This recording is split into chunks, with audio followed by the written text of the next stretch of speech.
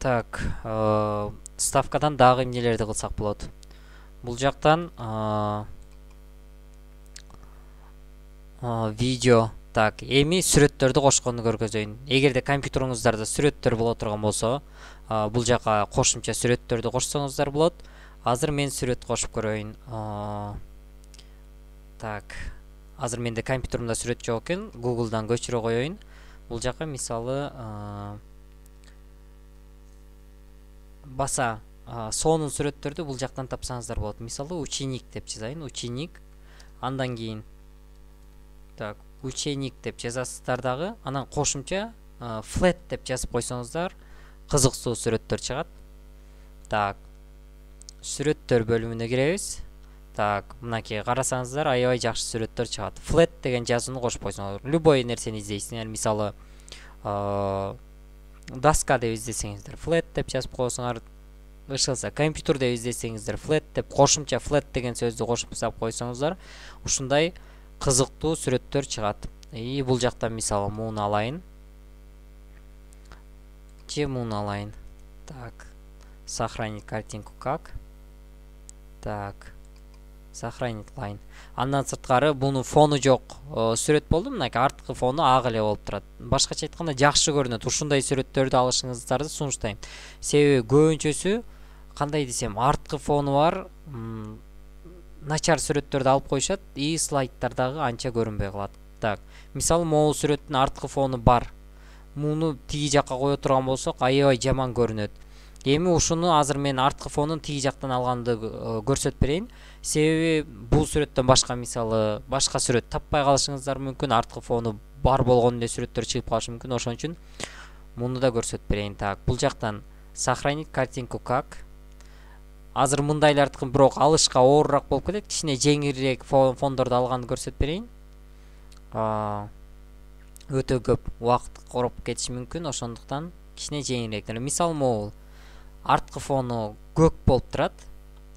Так, сохранить кылалы. Сохранить. Эми эки сүрөт мынакей бул жактарга түштү. Ушуну эле басып алып келип туруп эле бул жака киргизип коебуз. Мышканын сол жагын басып кое бербестен мынакей бул жака таштайбыз. Экранды кайра чоңойтуп алабыз. Мынакей мунун фону бар болуп атат. Мейли муну кичирейтип алалы. Так. Келе буларды экинчи страницага таштайлы. Биринчи страница өтө бардак болуп кетти окшойт. Так, буларды удалить эте турайын кайрадан. Удалить этейин. Экинчи страницаны ачып коеюн. Экинчи страницага бул жактан таштайын. Кармап келип таштайбыз. Кармап келип таштайбыз. Так. Эми бул жактан буларды кичирейтип алайын. Мындай болсун. Келе мугалимди сол жагына кылалы. Так. Экранны чоңойталы, муну кичирейтип коелу. Так, карасаңыздар мынакей кадимкидей билинип жатат. Эгерде азыр мен могул жердин фонун өзгөртө турган болсом, бул жак мисалы сары өң боло турган болсо такыр эле билинип калат. Бул жактан көп деле көрүнгөн жок. Эгерде слайдты басып карай турган болсок, анда дароо билинет. То есть слайдты көрсөтө баштаганда, мисалы могул жерден көрсөтөйүн. Так, слайд шоу деп турат, стик еще. Так, мынакей кадимкидей арткы фону билинип турат. Ну, ал боюнча да кийинчерээк айтып берем. Так. Муну баса турган болсо, мынакей өзүнө тиешелүү бөлүм ачылды, башкача айтканда формат. Так, удалить фон деп турат. Ошону басасыздар. Удалить фонду баскандан кийин бул жактан караңыздар. Же кайрадан жаңы көрсөтүп берейин мынакей. Азыр меники эме болуп кетти окшойт, удалить этилип болуп кетти окшойт. Так, мынакей бастыңыздар сүрөттү. Формат деген бөлүм өзүнчө ачылды. Удалить фон деп турат, басасыздар. И бул жактан керектүү бөлүмдөрдү тандайсыңар. То есть керектүү частьты тандайсыңар. Мынакей ылдый жагына чейин алдым. Башын болсо мынакей бул жагына чейин алдым. Мындай кылдым. Могул азыр күйүп турган частьтар азыр калып калат. Мынакей и мындай кылып жылдырдым. Өзүңүздөр жылдырып ары бери кылсаңыздар мынакей ары кайсы жерлер өчүп күйүп атат. Эгерде толугу менен күйбөй калса, мисалы башы күйбөй калды. Башы бизге керек болуп атат. Бул жерден пометить деп турат. жашыл күйүп турат. Ошону басып туруп бул жактарды чие турган болсоңуздар, анда ошол бөлүмдөр кайрадан күйөт. Мындай эле узун эле чие бересиздер болжол менен. И мынакей ачылды. Бул жакка ачабыз. И болду мынакей. Бул жагы көкүрөк жагы калып калды. Ушул жердин бастык болду. Толугу бойдон сүрөт ачылды. Так, басабыз. Бул жактан мынакей толугу бойдон сүрөт болду, бирок арткы фону жок. Уже жакшы көрүнүп калды сүрөт. Так, ставкадан дагы эмне кылсак болот? Сүрөт алып келгенди үйрөндүк. Видео дагы бул жака койсоңуздар болот. Любой видеону мынакей кошумчалап бул жагына койсоңуздар болот. Мисалы, менде видеолор бар. Азыр папкалардан карап берейин. Видео эмес, анимация бар экен. Мейли анимация болсо анимация коелу. Мындайынан басалы. Мынакей арткы фону жок анимация. Ушундай анимацияларда көчүрүп алсаңыздар болот, арткы фону жок анимация. Азыр буну көргөзө турган болсок, баса жасаган нерселерди кайра-кайра көрүп карап туруш үчүн мынакей слайд шоу дегенди бөлүмдү басасыздар. Сначала десеңиздер, биринчи страницадан башталып көрсөтөт. С текущего слайда десеңиздер, ушул слайдтан баштап көрсөтөт. С текущего кылалы. Мынакей бул жактан мынакей ушундай сүрөт болуп калды, жакшы сүрөт. Так, ставкага тиешелүүнүн баардыгын айттым окшойт. Так, эми ставкадан кийин дизайн. Дизайндан эмне кылсак болот? Бул жактан караңыздар, формат фона деп турат. Фонду өзгөртсөңүздөр болот. Фонду мынакей бул жактан караңыздар, цвет деп турат.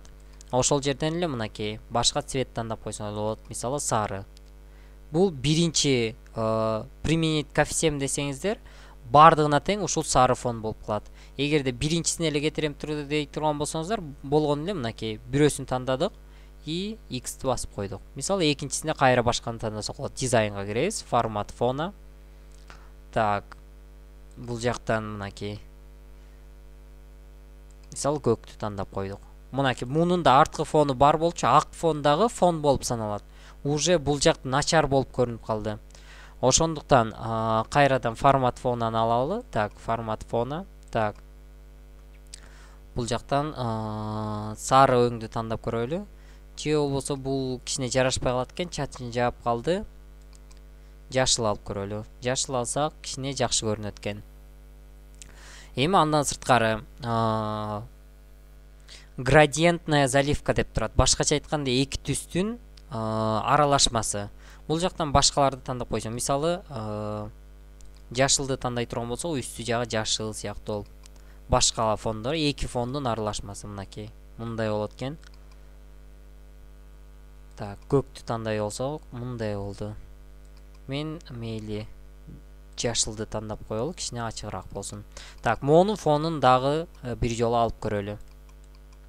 Мындай кылалы. Мунун фонун алалы. Так, өзүнө тиешелүү, мына басканда өзүнө тиешелүү бөлүм ачылды, формат. Удалить фонду басабыз. Бардык жерин, четтерин толугу менен алабыз.